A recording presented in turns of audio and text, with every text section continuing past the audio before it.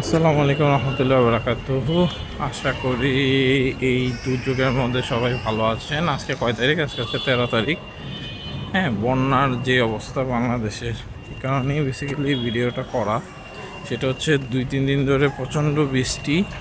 আজকে সকাল পর্যন্ত খুব বৃষ্টি ছিল, মাত্র বৃষ্টি গেছে দুপুরে পর থেকে ঢাকার হচ্ছে ওই যে মালিবাগের ওই যে রেল লাইনটা আছে না, রেল লাইনে এদিকে একটু গেছে। এতদিন হাঁটু পানি ছিল।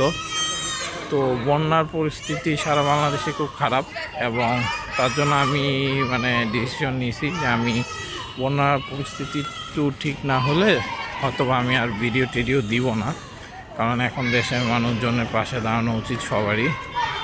তো আমি যতটুক পারি ইনশাল্লাহ আমি আমার ওয়েতে পাশে দাঁড়াবো।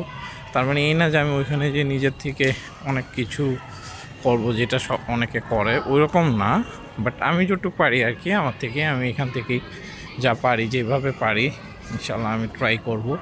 আপনাদের কাছেও আমি আকুল আবেদন জানাই, আপনারাও আপনাদের পজিশন থেকে যতটুকু পারেন সাহায্যের জন্য আগে আসেন, যাতে আমরা সবাই মিলে এই পরিস্থিতি থেকে পরিত্রাণ পেতে পারি। আজকে এইচএসসি এক্সাম হয়েছে, এটা নিয়ে অনেকেই অনেক ক্ষুব্ধ।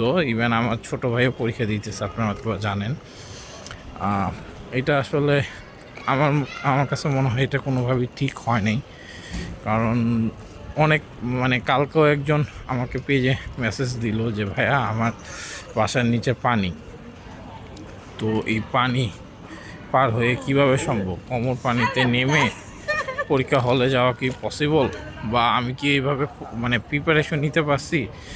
ফিজিক্স এক্সাম খারাপ হলে আমার বুয়েটে ঢাকা ভার্সিটি পড়ার স্বপ্ন, সারা জীবনের স্বপ্ন নষ্ট হয়ে যাবে। এগুলো শুনে ভাই আসলে খুব খারাপ লাগছে। আমার মতো অবশ্যই পরীক্ষাটা নেওয়া উচিত হয় নাই, অবশ্যই হয় নাই।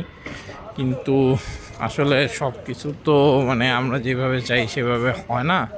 হয়তো বা গভর্নমেন্ট এটা দেখবে, কি করা যায় ডিসিশন নিবে। এক্সামের কোশ্চেন একটু হার্ড হয়েছে, সত্যি কথা, মিথ্যা বলবো না। আমার কাছে যেটা মনে হলো, শুনলাম সবার থেকে, কোশ্চেন আমি দেখছি, কোশ্চেনটা হার্ডই হয়েছে।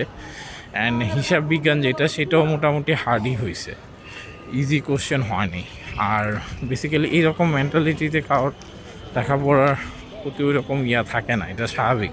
আপনার বাসার নিচে পানি, হ্যাঁ, পানিতে আপনি ডুবে রয়েছেন, আপনি লেখাপড়া করবেন নাকি কোনোভাবে বেঁচে থাকার চেষ্টা করবেন? সো বোর্ড এক্সাম একটা পিছাইলে এরকম আহামরি যে স্টুডেন্টের ক্ষতি হতো তা না, বরং আমার কাছে মনে হয় পরীক্ষা নিয়ে ক্ষতি হয়েছে। যাই হোক, বন্যা পরিস্থিতি দেশের এইটাই। অনেকে কোশ্চেন করবেন, তার জন্য ভিডিওটা জাস্ট করা, যে কেন আমি ভিডিও দিতেছি না বা সামথিং। বেসিক্যালি আমার কাছে মনে হয় এটা এখন এক একজনের কাছে এক একটা। আমার কাছে মনে হয় যে দেশের মানুষ এই পরিস্থিতিতে ভিডিও না ছাড়া আমার জন্য আমার ইথিক্সে বলে আর কি, তার জন্য আমি হয়তো অনেক দিন দিব না, যতদিন না এটা মোটামুটি একটা ঠিক হয়। এবং ইনশাল্লাহ আমি আশা করি খুব আর্লি ঠিক হয়ে যাবে। সো আমার জন্য দোয়া করবেন।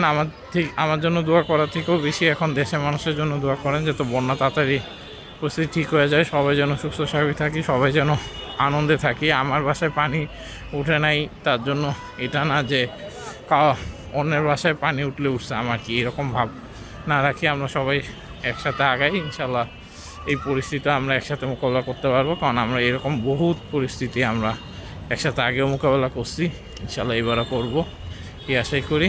আসসালামু আলাইকুম রহমতুল্লাহি ওয়া বারাকাতুহু।